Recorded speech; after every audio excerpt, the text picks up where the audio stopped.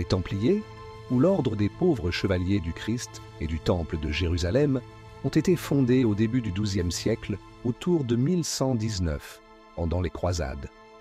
Leur histoire est fascinante, marquée par la guerre, le mysticisme et une chute spectaculaire. La naissance de l'ordre. L'ordre des Templiers a été créé à la suite de la première croisade, 1096-1099, et de la prise de Jérusalem par les chrétiens.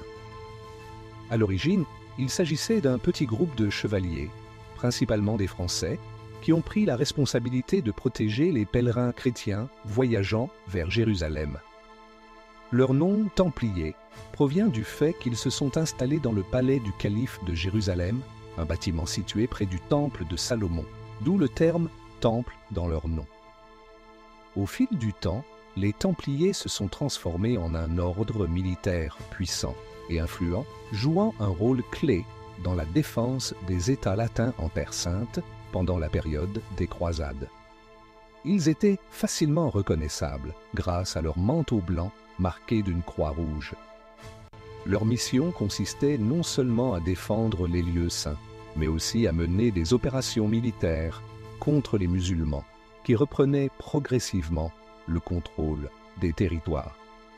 Les Templiers se sont également impliqués dans la protection de la route commerciale entre l'Orient et l'Occident, ce qui les a amenés à accumuler des richesses et à développer un réseau bancaire complexe.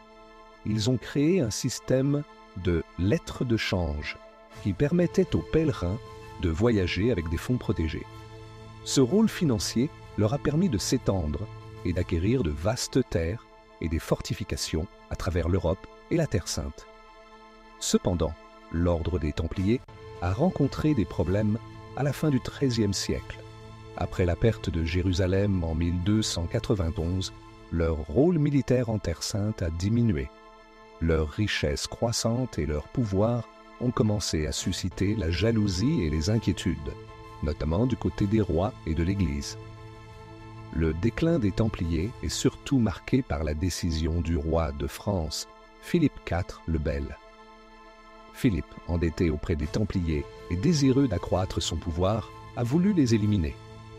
Le 13 octobre 1307, il fit arrêter les Templiers en France sur des accusations de hérésie, de satanisme et d'autres crimes.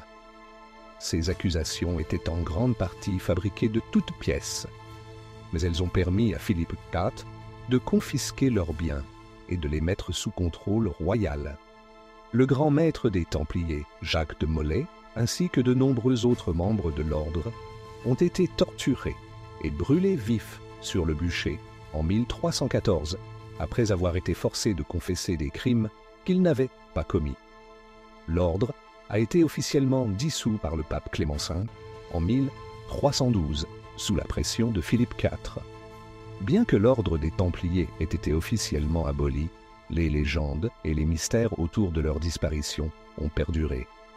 Certains croient qu'ils ont caché un trésor immense dont l'emplacement reste inconnu.